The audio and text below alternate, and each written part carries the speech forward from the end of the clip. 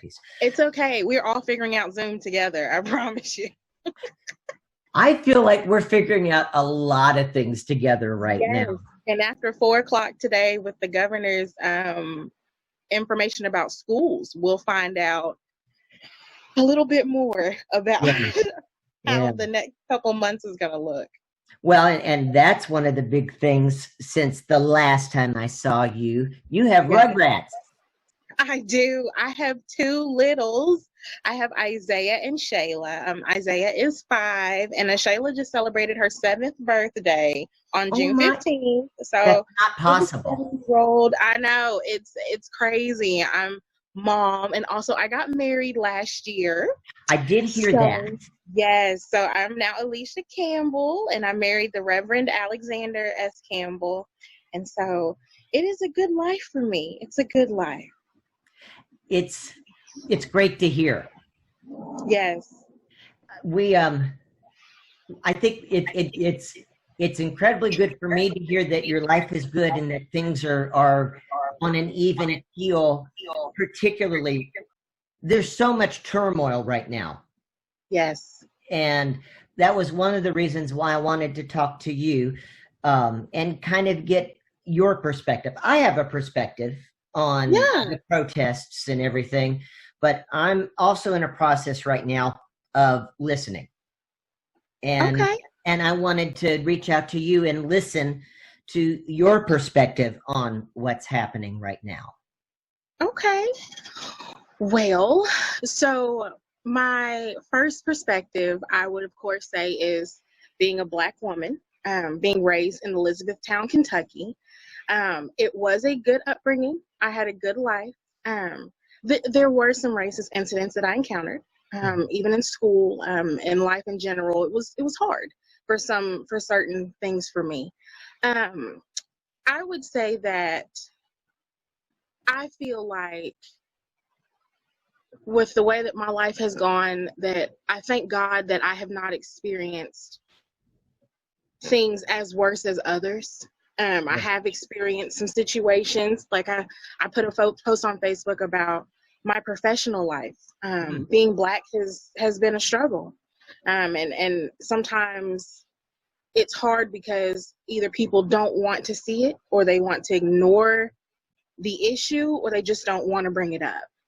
And I've kind of been a champion for change in the places that I've worked, especially for Black people, Hispanic people, but basically people of color, anyone that, you know what I mean, is of that minority. Sure. Because I want them to know that, just because the color of our skin is different, we're all the same.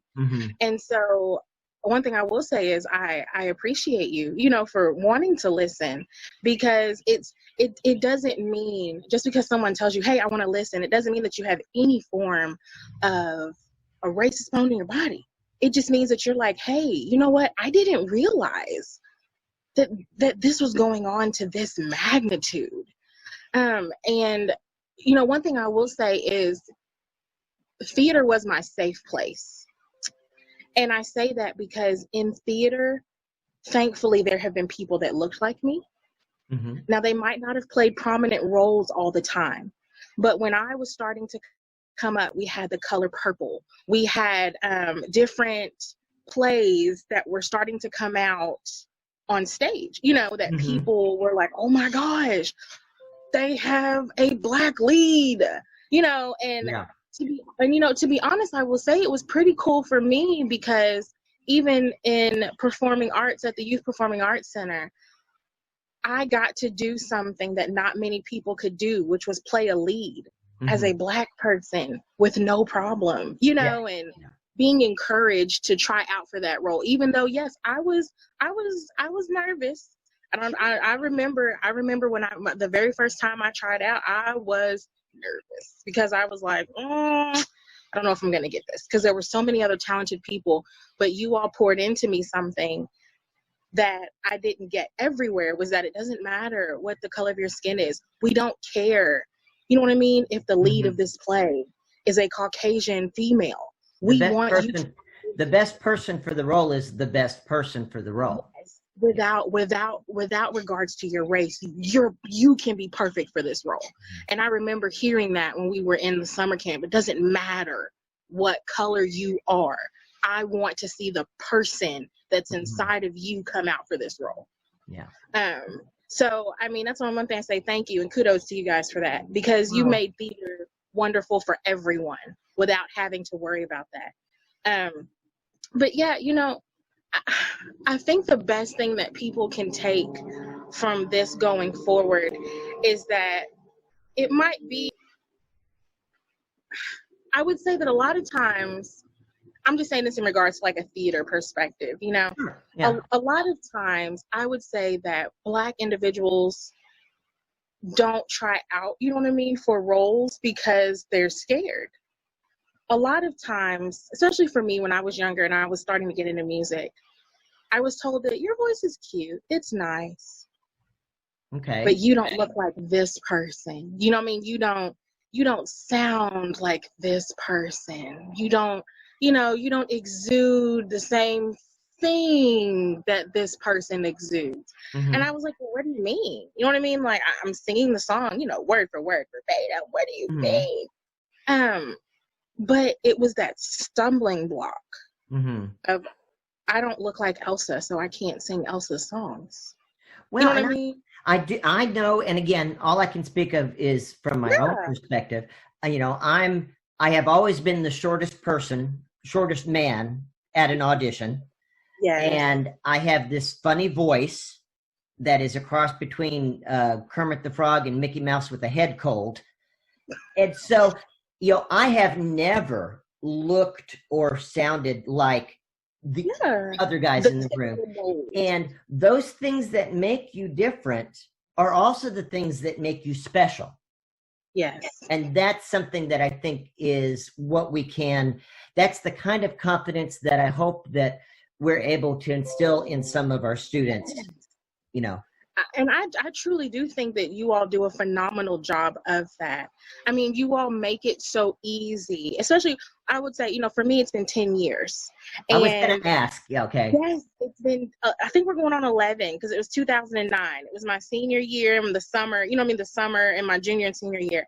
And so it's been about 10, 11 years now. And, you know, but still, it was so easy to just drop in and do the summer camps, and it was a welcoming environment, you know, and just to be in there, especially when I'm in there with kids who they've been doing this, you know, for 10, 12 years. You came to us late.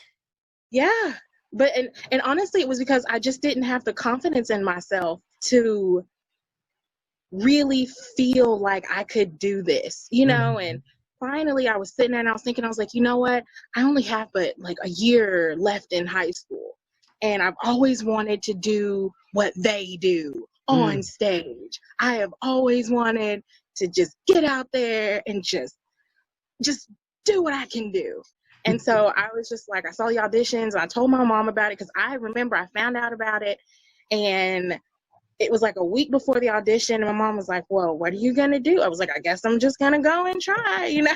Not much I can do, but just go try.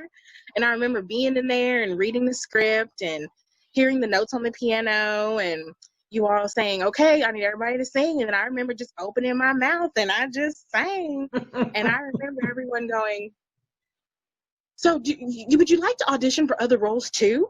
Right. Like, is this the only role you want to audition for? And I was like, I mean, I'll audition for anything, you know, and it took off from there.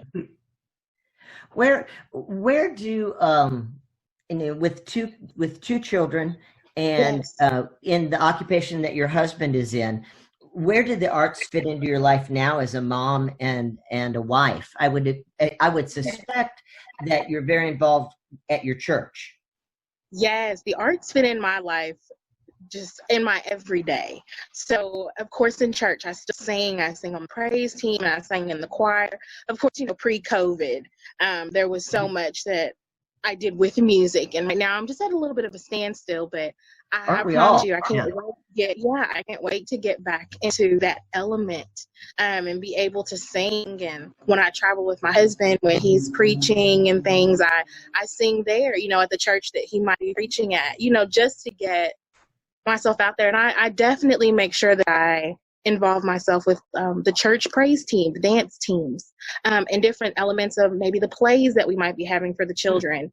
You know, I volunteered to help my children's Christmas play, and so I was the kid wrangler. So I was hanging out with the kiddos on the side of the set, making sure that everyone was quiet and they knew, you know, this is the time that we be quiet. We'll get up in a little bit.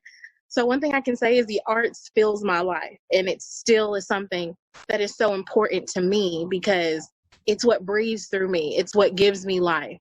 And I mean, I still watch all the musical I can. You know, Hamilton's coming out soon on Disney Plus, and I can't wait to binge watch probably 3 or 4 times just so I can learn the words to every song and sing my heart out at the top of my lungs in the convenience of my home. I can't wait. Well, and you could turn on the closed caption at the bottom. Yes. But that's why I say the arts fills my life up consistently every day. I still eat, sleep, and breathe it. Well, we need to get you back at the Performing Arts Center sometime. It's been a while. When was the last time you were at the space? So I think last time I was there was probably 5 or 6 years ago. I think I went to support a young one that I knew from church that was in a play over there. I think she was auditioning for the Sula Children's Theater, I think it was. Well, and both of your kids are the right age now. Oh my goodness. And see, my daughter has definitely fell in love with the acting, but she sings and makes up her own routines. And all I can hear in the back of my head is seeing the face of Miss Carol Zagar and her saying, "You have the steps, you have the beat, it's time to put it together." And that's all I hear every time I see Shayla trying to do the moves to the Disney sing-along. Is I just see Miss Carol Zagar in my head going, you have the moves, you have the rhythms, time to put it together. And I'm sure you can remember many years of us out there in the children's theater and hearing those words. You got the moves, you got the rhythm. Put it all together. Alisha, I want to wrap it up with you. I really appreciate your time on this. I had just one more question for you. No problem. Especially with everything that's going on in the world right now, and with having 2 children of your own and being involved with your church and all. Why is the Performing Arts Center important? Why are the arts important to you and your family? I know personally for me, one of the things that I've always felt is that it is through our culture that we share who we are and our belief system. And I think it's through other people's culture that they bring and present to us that we learn about them. So that's, for me personally at this time, I feel that drive, I feel that need to perform, to share, to cultivate. Yes. Just what the performing arts mean to you, the importance of performing arts in the world that we live in today, and and you've already shared how it fits into your life. Yes. So the performing arts role, because it's that expression, and everyone has a form of expression. But when it comes to music, that's the type of expression move. And it really doesn't matter, you know, what color you are, you have a form of expression. And when you can collectively come together in a setting that brings best out of you, that way you can share it with everyone else, that's what the arts means. It means to connect across a audience, to work through your gifts and talents, and really show you this is unique. And you learn stage right.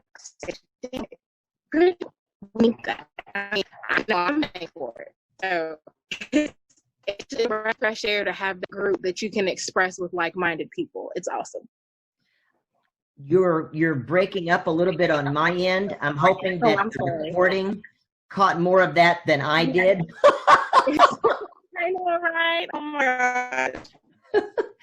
Thank you so much, hon. I really appreciate your time. It's so good to see you. You're welcome. Anytime, my man. It's so good to see you. And I know I'll see you and the kids, and I can't wait to meet your husband real soon. Yes, I can't wait to be back. Can't wait. All right. Bye-bye. Okay.